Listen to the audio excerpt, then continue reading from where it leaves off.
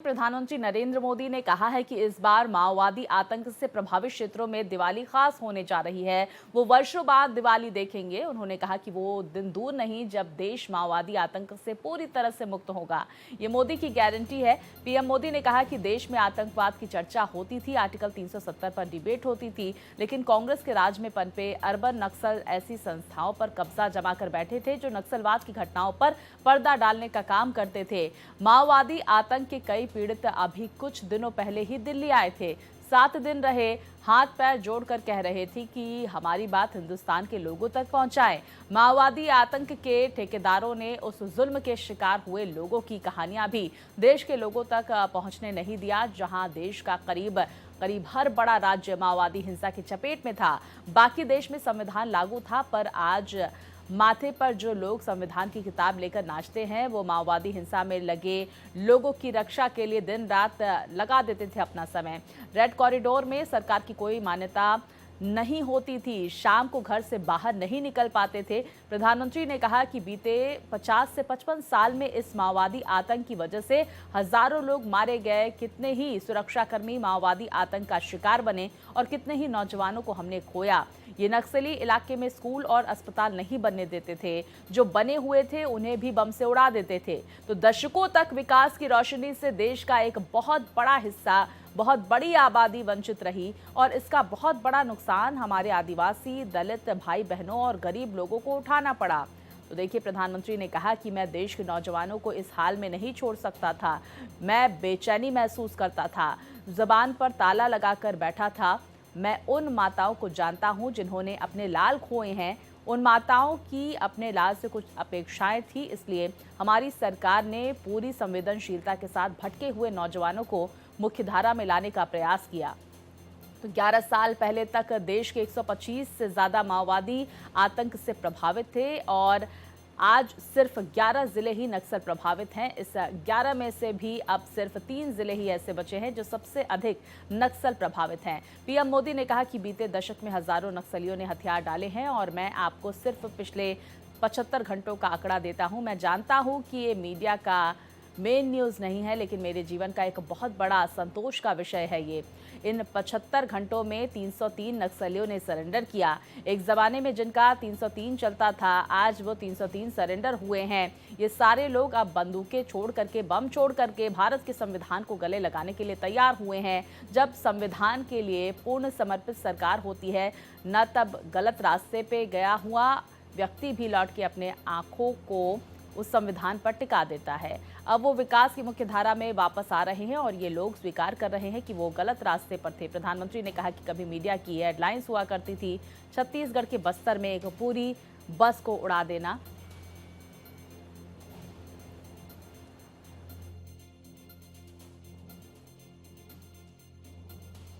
आज मैं आपको एक और ऐसे विषय पर लेकर जाना चाहता हूं जो देश की सुरक्षा के हिसाब से तो बड़ा है ही,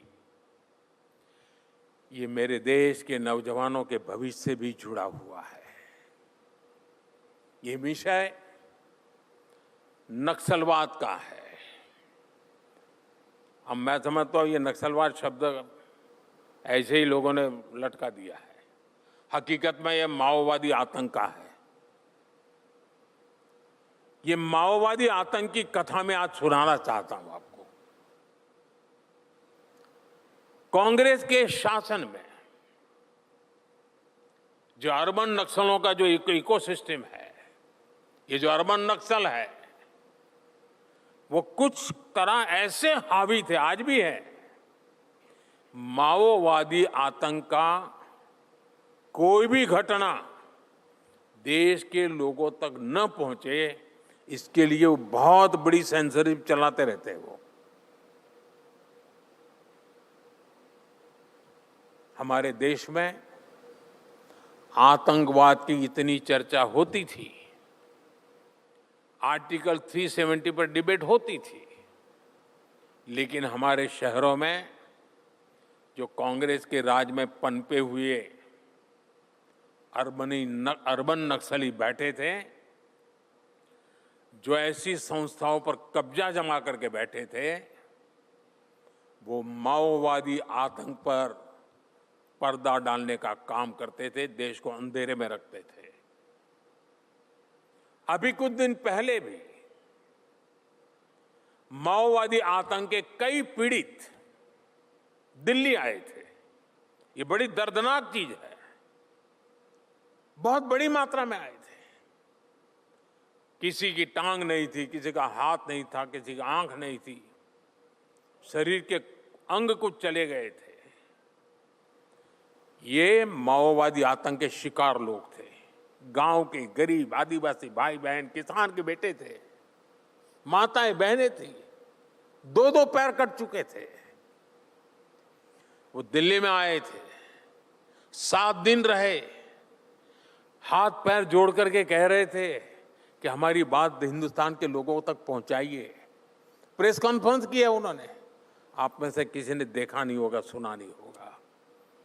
ये माओवादी आतंक के ठेकेदार जो बैठे हैं ना, उन्होंने उस जुल्म के शिकार हुए उनके दर्द की कथा भी हिंदुस्तान के लोगों तक नहीं पहुंचने दी। कांग्रेस की इकोसिस्टम ने इसकी चर्चा नहीं होने दी।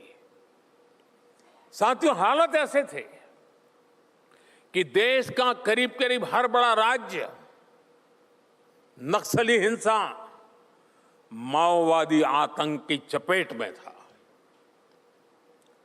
बाकी देश में संविधान लागू था,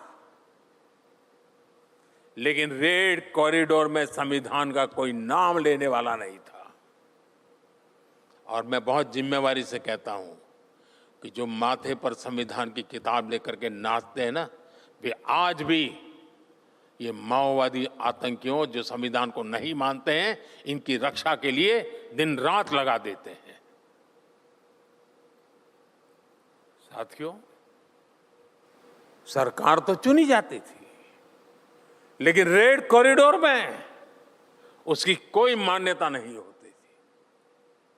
शाम ढलती थी तो घर से बाहर निकल पाना मुश्किल हो जाता था।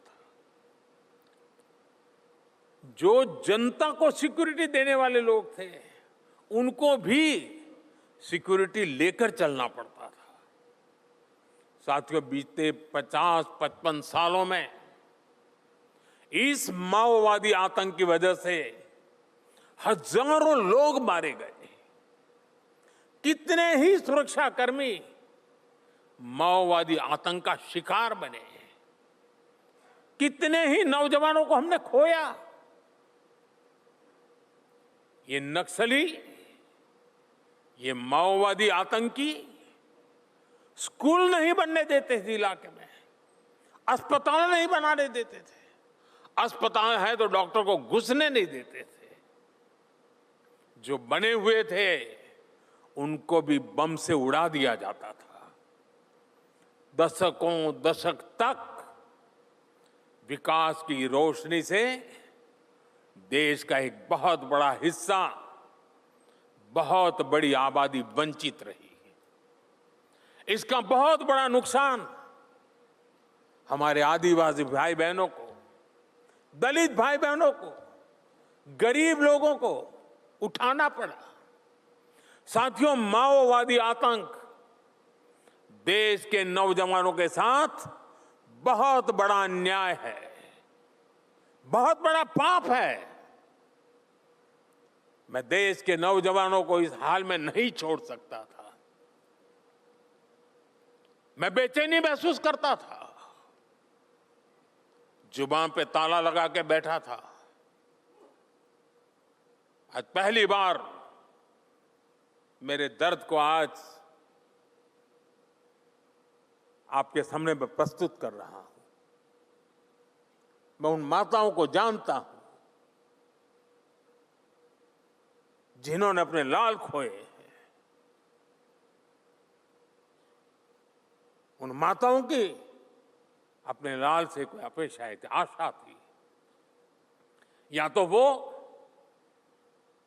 ये माओवादी आतंकियों के झूठे बातों में फंस गए, या तो माओवादी आतंक के शिकार हो गए।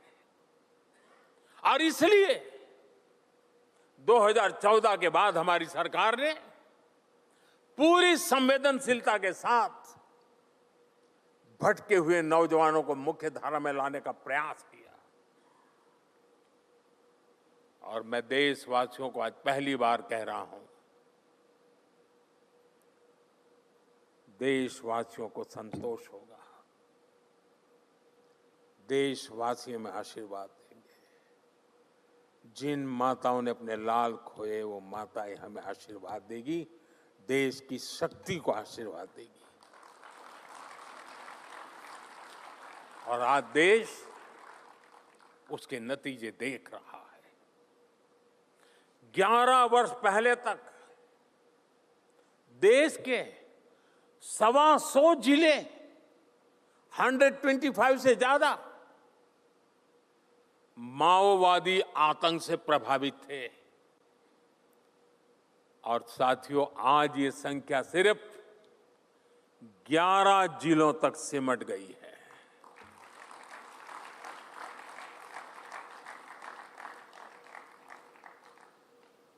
आप जानते होंगे कितना कुछ करना पड़ा होगा। और उसमें भी 11 में भी अब सिर्फ 3 जिले ही ऐसे बचे हैं जो सबसे अधिक माओवादी आतंक की चपेट में हैं। साथियों, बीते दशक में हजारों नक्सलियों ने हथियार डाले हैं। मैं आपको पिछले 75 घंटों का आंकड़ा देता हूं, ओनली 75 आवर्स। मैं जानता हूं ये मीडिया का मेन न्यूज नहीं है, लेकिन मेरे जीवन का एक बहुत बड़ा संतोष का विषय है ये। इन 75 घंटों में 303 नक्सलियों ने सरेंडर किया है।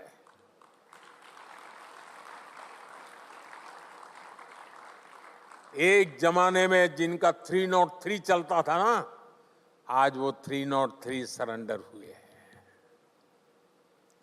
और ये कोई सामान्य नक्सली नहीं है।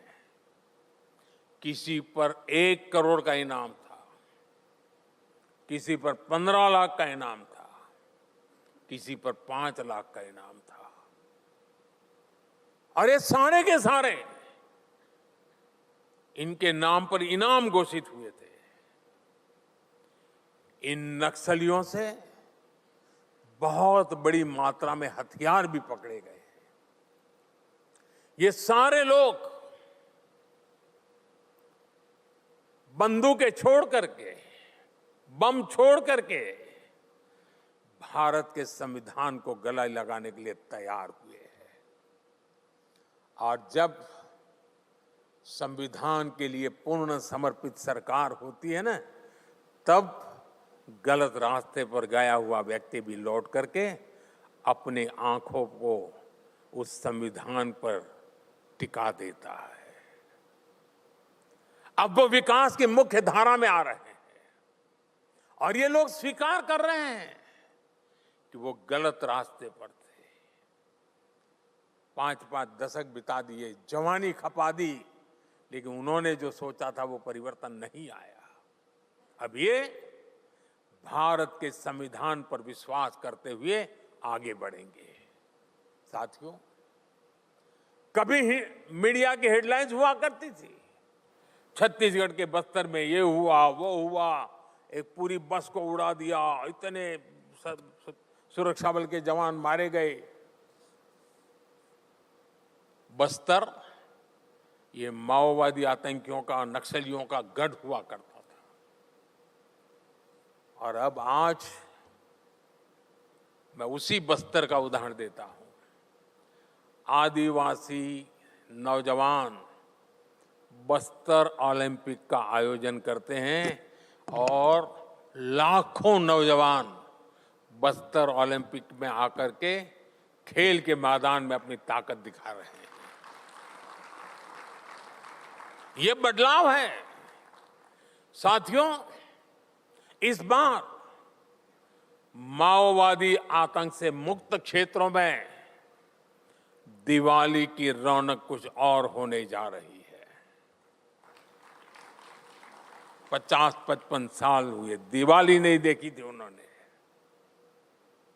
अब दिवाली देखेंगे। और मुझे पक्का विश्वास है दोस्तों, ये हमारी मेहनत रंग लाएगी और वहां भी खुशियों के दिए जलेंगे। वो दिन दूर नहीं जब देश नक्सलवाद से, माओवादी आतंक से पूरी तरह मुक्त होगा। और ये भी मोदी की गारंटी है।